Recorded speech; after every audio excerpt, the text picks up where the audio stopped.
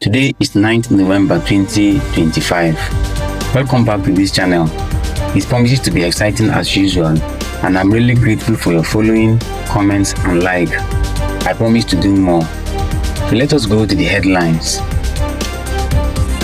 Shock move. Nigerian bans soldiers from marrying foreigners. Chaos in Nigerian Professional Football League. Katsina Fans Attack Player for scoring equalizer. Tinubu Presidency mocks Peter Obi for losing polling unit to APC. Now let us go to the news in details. Shock move. Nigerian bans soldiers from marrying foreigners. Nigeria's armed forces have introduced a new rule banning military officers and soldiers from marrying foreigners and naturalized Nigerians.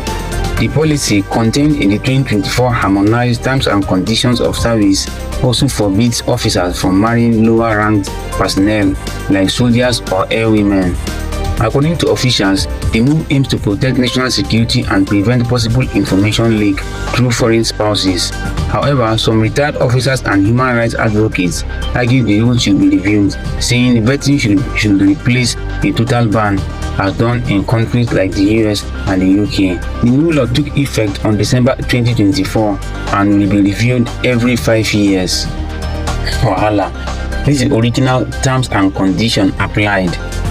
If it is to prevent information leak, I don't think that is the way to go, because spies, international spies like Mossad, KGB or CIA, if they really want to spy on you, I don't think this method will stop them from spying on you. It is the officers themselves that they will recruit to spy, not their spouses.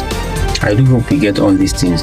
Although now it is clear for you, if you really want to join the army, these are their conditions. Always adhere strictly to the conditions and services of the agencies you wish to join. If these terms and conditions favors you, please go ahead. If it does not favor you, there are other opportunities. Let us go to the next one. Chaos in Nigerian Professional Football League. Katsina Fans Attack Player for scoring equalizer. Tension rocked the Nigerian Premier Football League this weekend after a dramatic equalizer sparked chaos in Katsina. Barau FC's player Nana Abraham was injured following an attack by some fans shortly after teammate Ojikalu leveled the score against Katsina United. The match was briefly halted as security restored order. League officials have yet to issue a formal statement, but many are calling for stronger measures to stop fan violence in Nigerian football. This comes just a week after Kano pillars were fined and sanctioned for similar crowd trouble. I know some of you will be surprised. Maybe the same note when they say insecurity, they ravage with this, and the same note that the US is strengthening to attack, or let me say the same region that the US is strengthening to focus its attention on. That's how Nigeria goes. Sometimes Nigeria is too vast that if you live in certain areas, you will think nothing is going on. If not the internet now, we wouldn't have even known anything going on in those regions. So they are telling you that they are okay. Then on the issue of this football league, it has always been the case. I don't know why the Nigerian Premier Football League have not really taken drastic measures on these kind of issues. I think they have to be stricter penalties for the offenders or the home team for this kind of issues, so that at least to avoid future occurrence. I know sometimes they may not even have control over the crowd themselves. It's not like the Western world whereby they have control over the crowd. Anybody can just come in as long as he can pay for the ticket and begin to misbehave, and he might not even be the home fan. I hope we are getting it. Then let us go to the next one. Tinubu Presidency mocks Peter Obi for losing polling unit to APC. In the ongoing Anambra governorship election, President Bola Tinubu's aide Barau took a swipe at Peter Obi after the Labour Party presidential candidate lost his own polling unit to the APC. Result from Obi's polling unit 019 in Agulu showed APC's Nicholas Nwachukwu 73 votes, Labour Party's George Mogalu 57 votes, Abga 38 votes. Onanuga mocked Obi on X, calling him the pontificator who couldn't deliver his polling unit. Analysts say the loss hint at a shift in Anambra's political mood ahead of 2027, though Obi remains a major force in the state. Anyway, Obi is not contesting for the governorship position in Anambra State. But if you look at Nigerian politics,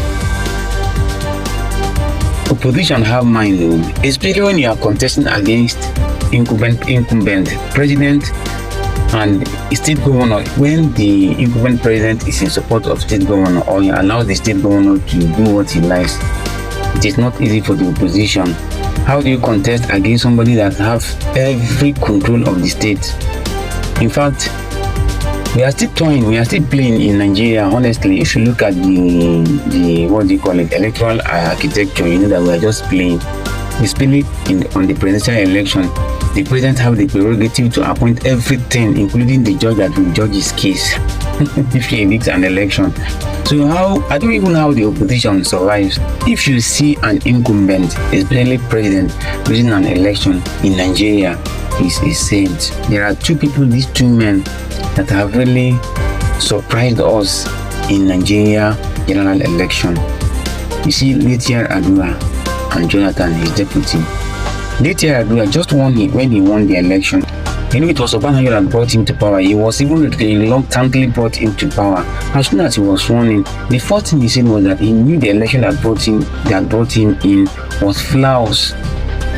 You can imagine how can a president be say that, and immediately he constituted the Mace panel to look into that election and bring out possible report as to future election. Imagine.